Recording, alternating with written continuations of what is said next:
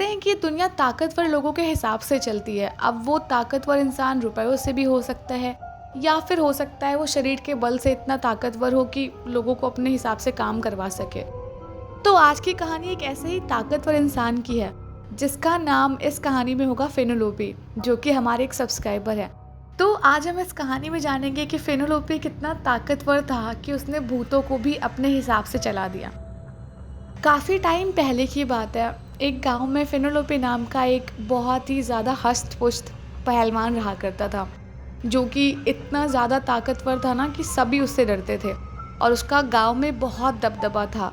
जिसके घर भी जाए, कुछ भी मांगे, कुछ भी खाना पीना हो तो कोई मना नहीं करता था, क्योंकि वो कब किसको पीट दे किसी को नहीं पता। और वो इस चीज़ का थोड़ा सा फ़ायदा भी उठाता था। लेकिन एक चीज़ और थी कि जितना वो दिखने में हष्ट-पुष्ट और ताकतवर था, वो दिल से ही उतना भोला-भाला और ऐसे नासमझी के सवाल करने वाला था। अब जैसे ही गाँव में वो लोगों से मिलता, उनसे बातचीत करता, वैसे तो फेनेलोपी किसी को नुकसान नहीं पहुंचाता था कभी भी। उसका एक सवाल कि उसकी शादी कहाँ होगी और किससे होगी, सबसे रहता था। और अगर उसके इस सवाल का जवाब कोई नहीं देता था, तो वो उसकी पिटाई कर दिया करता था। और इसी बात से लोग बहुत डरते थे कि अगर इसने ये सवाल पूछा और हमने जवाब नहीं दिया तो हमें पीट देगा। तो उसको लोग अवॉइड करते थे, कुछ भी खाना पीना मांगता दे देते, लेकिन उससे ज़्यादा बातचीत कोई नहीं करता था। अब ऐसे ही गांव में एक बार ये दूर दूर से टहलते हुए एक पंडित जी आए। पंडित जी से फेनेलोपी बाहरी गांव के जो बॉर्डर होता है ना, वहाँ पे मिल लिया। अपनी गाय भैंसों को चराने गया था, तो पंडित जी को उसने रोक लिया और पंडित जी को पूछने लगा कि कहाँ जा रहे हो आप। तो पंडित जी ने बोला कि गाँव में किसी काम से आया हूँ। अब फेनेलोपी ने क्या किया कि वो सबसे जो सवाल करता था और सबको पीटता था, वही सवाल पंडित जी से भी किया। अब पंडित जी को बोलने लग गया कि पंडित जी एक बात बताओ, मेरी शादी कहाँ होगी और किससे होगी। अगर आप इस बात का जवाब दे दोगे तो मैं जितनी भी गाय यहाँ पे चरा रहा हूँ, सब ये जो भैंस वगैरह है, सब आपको दे दूँगा और आप आराम से खुशी खुशी इनको लेके जाओ। लेकिन अगर आपने मेरी बातों का जवाब नहीं दिया तो मैं आपको गाँव के अंदर जाने नहीं दूँगा और यहीं पिटाई कर दूँगा। पंडित जी थोड़ा सा सहम गए कि भाई पहली बार इस गाँव में आ रहा हूँ और ये कैसा इंसान है। खैर, पंडित जी थोड़ा सा उन्होंने दिमाग लगाया और दूर ऐसे इशारा किया फेनेलोपी को और बोला कि वो पेड़ देख रहे हो। तो फेनेलोपी ने बोला हाँ। तो वो एक बरगद का काफ़ी बड़ा सा पेड़ था, जिसके नीचे शायद थोड़ी दूरी पे एक झोपड़ी बनी हुई थी। तो पंडित जी ने वहीं पे इशारा किया और बोला कि यहीं पे तुम्हारी शादी होगी और यहाँ पे जो रहता है वही तुम्हारी वाइफ होगी। तो फेनेलोपी बहुत खुश हुआ कि चलो भाई, इन्होंने बताया है, बिल्कुल सही बताया होगा, और बाकी तो कोई बता ही नहीं पाया। फेनेलोपी बहुत खुश हुआ। उसने सारा अपना जो भी गाय वाय वहाँ पे थी वो सब उनको दान कर दी पंडित जी को, और खुशी खुशी दूसरे साइड में जहाँ पंडित जी ने इशारा किया था वहाँ निकल गया अपनी वाइफ की तलाश में। अब चलते चलते जैसे ही वो उस बरगद के पेड़ के पास पहुँचा, थोड़ा सा आगे चल के एक झोपड़पट्टी सी बनी हुई थी। वहाँ पे एक छोटा सा ऐसे घास फूस का बना हुआ गेट लगा था झोपड़पट्टी में, और अंदर अभी कौन था पता नहीं था। तो फेनेलोपी गया और बाहर खड़े होकर आवाज़ देने लग गया। अब जब उसने आवाज़ दी तो अंदर से एक बहुत सुंदर लड़की निकल के आई, और उस लड़की ने जो कपड़े पहन रखे थे उससे उसका कलर और खिल के बाहर आ रहा था। बड़ी सुंदर लग रही थी। और जैसे फेनेलोपी ने देखा उसको, तो पंडित जी ने बता के भेजा था कि वही तुम्हारी वाइफ होगी, और अब उसकी वाइफ सामने थी। उसको ऐसे लव एट फर्स्ट साइट हो गया और एकदम वो देखता रहा। तो वो लड़की बाहर आई और फेनेलोपी से पूछने लगी किससे मिलना है आपको। तो फेनेलोपी बहुत मुस्कुराते हुए बोला कि आपको पता नहीं है, आप ही तो मेरी होने वाली धर्मपत्नी है, और आपका मैंने कितना इंतज़ार किया है, आपके इंतज़ार में मैंने कितने लोगों की पिटाई भी की है, लेकिन आज एक पंडित जी ने मुझे बता दिया कि आप मुझसे आज के दिन यहीं पे मिलेंगी, और अब मैं और देर नहीं करना चाहता, फटाफट मुझसे शादी कर लो। तो वो जो लड़की थी बहुत ही भौचक्की रह गई कि कैसी बातें कर रहे हो, और ये पता भी नहीं है कहाँ से आया क्या है, और ये ऐसे से बोल रहे हैं। तो फेनेलोपी उसका कोई भी बिना जवाब सुने ये बोलने लग गया कि अब तुम और देर मत करो, तुम्हारे चक्कर में मैंने वैसे भी बहुत सारे लोगों की पिटाई कर रखी है, और अब मैं चाहता हूँ कि आज ही आज हमारी शादी भी हो जाए। फेनेलोपी ये सब बातें कर ही रहा था, तब तक झोपड़पट्टी के पास में एक और लड़का सा आ गया जो लगभग फेनेलोपी की एज का ही था, क्योंकि फेनेलोपी जो था वो पहलवान था, लेकिन ये लड़का थोड़ा सा कमज़ोर सा और चलता वलता ऐसे आया था। अब फेनेलोपी को लगा ये कहाँ जा रहा है, क्योंकि वो उसी झोपड़पट्टी के अंदर जा रहा था। तो फेनेलोपी पूछने लग गया उस लड़के से कहाँ जा रहे हो अंदर, ये तुम्हें पता नहीं है मेरी होने वाली वाइफ का घर है। तो वो लड़का जो भी आया था वो बिल्कुल ही स्ट्रेंज निगाहों से देखने लग गया सामने खड़ी हुई लड़की को। और दोनों ही मतलब एक दूसरे से निगाहों में सवाल पूछ रहे थे और फेनेलोपी वहाँ पे खड़े होकर इन दोनों की शक्लें देख रहा था। और तभी कुछ देर बाद जो वो दूसरा भी लड़का आया था यहाँ पे, वो एकदम गुस्से में फेनेलोपी से कहने लग गया, तुम पागल हो क्या? तुम्हें पता नहीं है कि ये मेरी वाइफ है और ये मेरा घर है और यहाँ आकर ऐसे बदतमीजी कर रहे हो? रुको अभी तुम्हें बताता हूँ। और यही कह के ना वो पास में रखे 2-3 डंडे उठाने लग गया। और फेनेलोपी पहलवान था तो उसने उस लड़के की बहुत ज़्यादा पिटाई कर दी, इतनी पिटाई कर दी कि वो लड़का अपनी वाइफ को छोड़ के खुद ही भाग गया वहाँ से और उसको बोल दिया कि तुम हमारी से शादी कर लो, मैं तुम्हारे साथ नहीं रह सकता अब। और अब जब वो लड़की अकेले हो गई थी और फेनेलोपी वहाँ गया ही था उससे शादी करने के लिए, दोनों ने अपनी ऐसे म्यूचुअल अंडरस्टैंडिंग के साथ में शादी कर ली और दूर जाके एक गाँव में रहने लग गए। अब जिस गाँव में रहते थे ये लोग, वहाँ कुछ दिन तक सब कुछ बहुत अच्छा चला और खाना पीना सब कुछ बढ़िया चल रहा था, कोई दिक्कत नहीं थी। लेकिन राशन कितना चलेगा, कुछ ही स्टॉक होता है, ख़त्म होने लग गया। फेनेलोपी का काम तो खाना पीना था, दूध पी लिया, खूब सारा खा लिया और बस आराम करते रहते थे।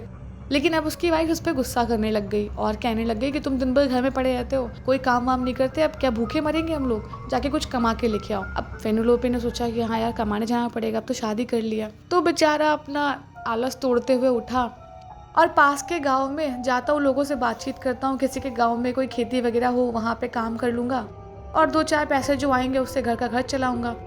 अब जैसे ही ये दूसरे गांव में गया, सब जगह इसकी बातें फेमस थी कि ये लोगों की पिटाई कर देता है और ज़्यादा बातें सुनता नहीं है। तो जो गांव का मुखिया था उससे पहले ही लोगों ने बता रखा था कि फेनेलोपी आ रहा है। अब जब ये गया तो मुखिया ने डिसाइड कर रखा था कि इसको इतना टफ काम दूंगा, कर नहीं पाएगा और खुद ही छोड़ के भाग जाएगा। तो एक वहाँ पे पीपल का पेड़ था जो बहुत बदनाम था और लोग बताते थे कि वहाँ पे रात रात आत्माएं घूमती हैं और कई सारे लोगों को परेशान करती हैं। और इवन लोगों ने वहाँ पे कई बार उन आत्माओं को अपनी आंखों से देखा था और बहुत सारे लोगों को उन्होंने परेशान किया, कुछ लोगों को पजेस कर लिया। तो वो इतना बदनाम पीपल का पेड़ हो गया था। जैसे लोग कहते हैं ना कि पीपल के पेड़ पे आत्माएं रहती है, तो वहाँ कई सारी आत्माएं रहती थी।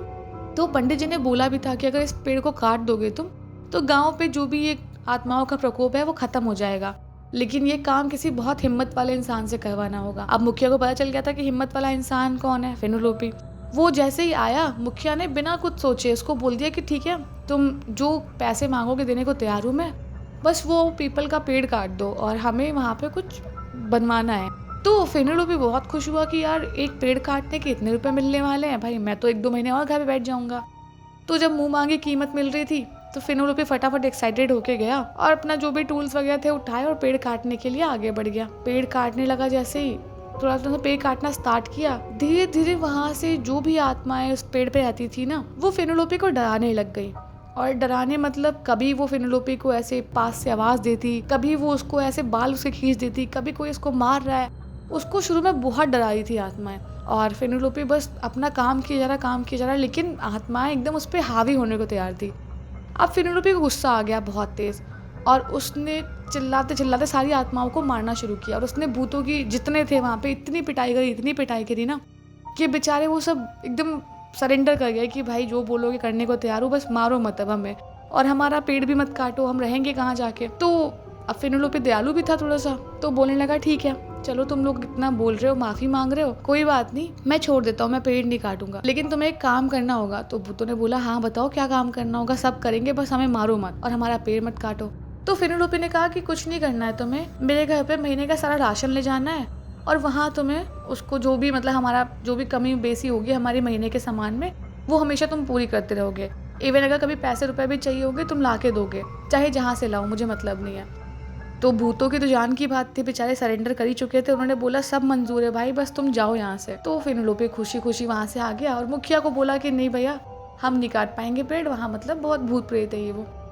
अब फेनेलोपी अपने घर आ गया और अपनी वाइफ को बोल दिया कि तुम निश्चिंत हो जाओ, अब तुम्हें कोई टेंशन की जरूरत नहीं है, अब अपना सारा काम खुद ही होता रहेगा। तो वाइफ ने बोला कि ऐसा कौन सा मंत्र मार के आए हो कि सारा काम खुद हो जाएगा। तो फेनेलोपी ने कहा कि तुम देखती जाओ, सब खुद से होगा और मेरी कुछ लोगों से बातचीत हो रखी है, अब वो सारा सामान खुद ही घर पहुंचा देंगे। तो उसकी वाइफ ने बोला ठीक है भाई, मंदबुद्धि टाइप का इंसान है, पता नहीं क्या करके आया, कोई बात नहीं। तो अब उसकी वाइफ के सामने नहीं, लेकिन सारा सामान धीरे धीरे घर में आता जाता, हमेशा से कभी चावल, कभी आटा, कभी दालें आ रही है, सब कुछ मतलब घर में पूरा घर हो गया। और देखते देखते फेनेलोपी के पास अच्छा खासा पैसा भी हो गया। और यही सब देखते देखते आसपास वालों को बड़ी दिक्कत हो गई कि यार इसके पास तो कुछ भी नहीं था, कल तक ये लोगों को मारता घूमता था और आज कुछ भी नहीं करता, फिर भी इतना पैसा इसके पास कहाँ से आ रहा है। अब लोग धीरे धीरे इस चीज़ पे नज़र डालने लग गए और देखने लग गए कि उसको मतलब कुछ ऐसे ही सुपर नेचुरल तरीके से हेल्प मिलती जा रही है और उन्हीं के दम पे वो इतना फल फूल रहा है। लोगों को बड़ी तकलीफ हुई। अब उन्होंने सोचा कि आसपास के किसी तांत्रिक से एक बड़ी आत्मा को बुलाते हैं, जिससे कि वो छोटी मोटी आत्माओं को भगा दे और फेनेलोपी को वापस से उसकी जो पहले वाली कंडीशन थी वहां ले आए। अब फेनेलोपी को डराने के लिए एक और ताकतवर आत्मा बुलाई गई।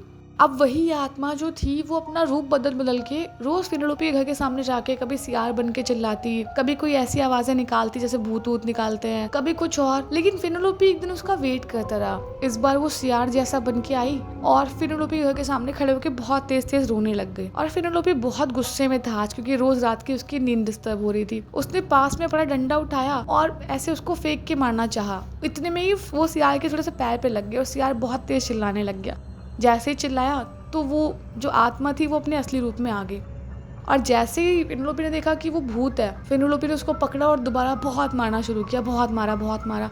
वो इतना ताकतवर भूत था, उसकी इतनी पिटाई फेनेलोपी ने कर दी कि वो माफ़ी मांगता रहा कि बस तुम जो कर रहे हो करते रहो, मुझे उससे मतलब नहीं है। मुझे तांत्रिक ने बुलाया था, मैं बस अपना काम करने आया था और मेरा तुमसे कोई मतलब नहीं है। तुम अपना जो कुछ कर रहे हो करो और मैं तांत्रिक को मना कर दूंगा, लेकिन बस मुझे जाने दो यहाँ से। तो उतना माफी भी मांगने के बाद में फेनेलोपी ने उसे जाने दिया और उसके बाद में फेनेलोपी की लाइफ में कोई दिक्कत नहीं आई, क्योंकि अब पास पड़ोसी ने भी चाहा तो कुछ कर नहीं पाया और भूत तो बेचारे उसके थे ही नौकर। तो बस अब फेनेलोपी की लाइफ एकदम मस्त चल रही थी। तो इस कहानी से हमें यही शिक्षा मिलती है कि दुनिया कुछ भी कहती रहे, कितना भी आपको पागल समझे या कुछ भी समझे, आप अपने काम पे लगे रहो। आज नहीं तो कल आपको सक्सेस मिल ही जाएगी, जैसे फेनेलोपी को मिल गई है। तो उम्मीद करती हूँ आपको स्टोरी अच्छी लगी होगी। अगर स्टोरी अच्छी लगी है तो वीडियो को लाइक कर देना और कमेंट करके बताना स्टोरी कैसी लगी। और यार सब्सक्राइब करना तो भूलना ही मत, कोशिश भी मत करना भूलने की, सब्सक्राइब कर दो फटाफट।